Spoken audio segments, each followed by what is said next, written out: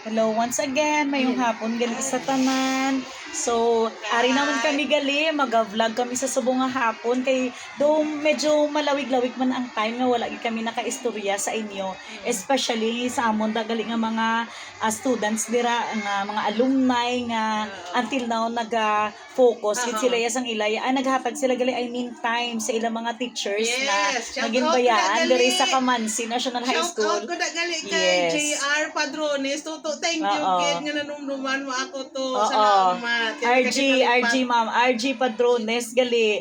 Toto RG, amo na ding office ang una nga ginakatuan mo pag transfer mo. Sang time pa to ni Sir si Sir Sila ni Runik na Oo. So meaning si Sir Kubat siya. Sir Oo, Kubat sa time pa ni Sir Kubat siya, toto kung madumduman mo ni ang ginaplastaran namon subong. Amo ni sa ang principal's office ang una, pero I thought hindi man gid ikaw yang klase sang estudyante nga sa lawayan, that's why daw talagsa ka lang di ka mag present sa sini nga office. Yes. So by the way, sa subong nga hapon, ang amon gali topic ko sa amon da mga estudyante, it is about how the teachers now prepare their own lesson.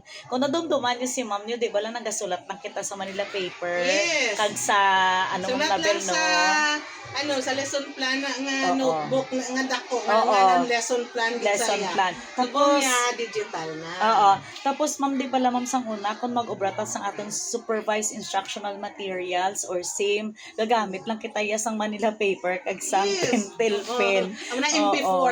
MP4. Yes. Oo, amo na panawag namon mang MP4, Manila paper only and pentel pen, Yes. MP4. Oo, pero sa una diyan effort gid ya todo. Yabi ko sulaton mo ginaya mo.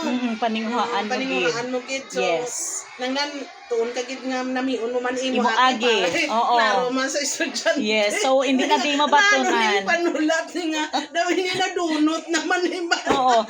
Though, inabalang mahambal ka nga kung for example, doktor ka, kag nag-shift ka sa teaching, hindi ka gid mabaton, tungod ang agi nga doktor, hindi na masyadong maintindihan.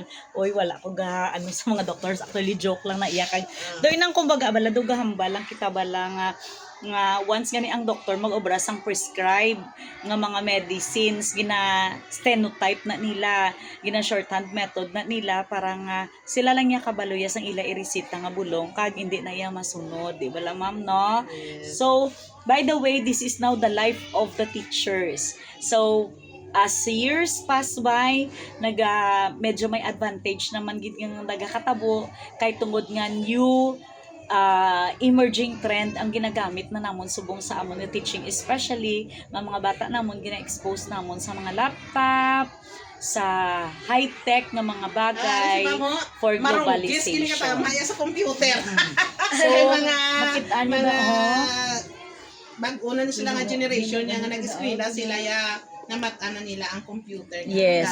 Kami yan ni Ma'am Nabelia. Ara kami sa ginatawag na 20th century. Ang 20th century starting pa lang na sa mga keypad, ng mga cellphone, may na mga Nokia, lang may mga dila-dila, may mga ulo antena, ma'am, no? Pinakauna sa una nga cellphone, abi mo, Ma'am Albior. Ang pinagikauna nga cellphone sa una, wala na siya text, tawag lang na siya yan. Tawag, oo. Yes. Kung wala ka signal, hindi ka magyapon kagamit. Oo, kung dapat may signal ka gid. Ma'am, din ma'am una, ma'am sa una, ang beeper o kung ang cellphone. Beeper. Mas una, gid ang beeper, no? Kung may beeper ka, ma'am, manggaranon ka na naman mo. Oh, pero subong, ma'am, kung may beeper ka, ma'am, kung may beeper ka, ma'am, subong, ma'am, nga panahon, ayan, ma'am, ginahambal pa na, mangara ka sa state nga manggaranon ka, gid kung may beeper ka.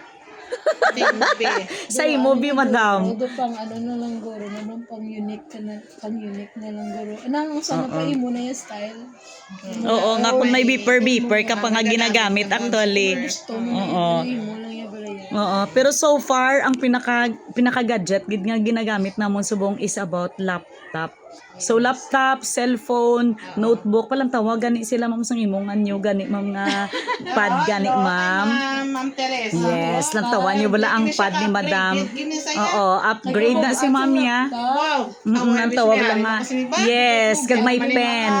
Kay nabugatan. Oo, kay nabugatan. Mga kabuenas, ang rason kung nga si Ma'am Teresa ga-double gid siya isang iya nga mga gadget kay tungod nga ginalantaw yung mga iya convenience regarding sa paano ya dalon sa eskwelahan ang insakto nga education kag makitaan sa mga bata nga daw ma part of inspiration nga kun may obra na kami sa ulihi makabakal man kami sang ginadala-dala ni Ma'am Teresa nga gamit. Yes, so that's why students kinanglan mga eskwela gid kamo kay inang ang gusto niyo sa ulihi nga bakulon bakal yung pamanagdamo pa na sa uli nga moderno pagid. Oo, mas modern pagid kag high-tech pagid nga mga type of gadget.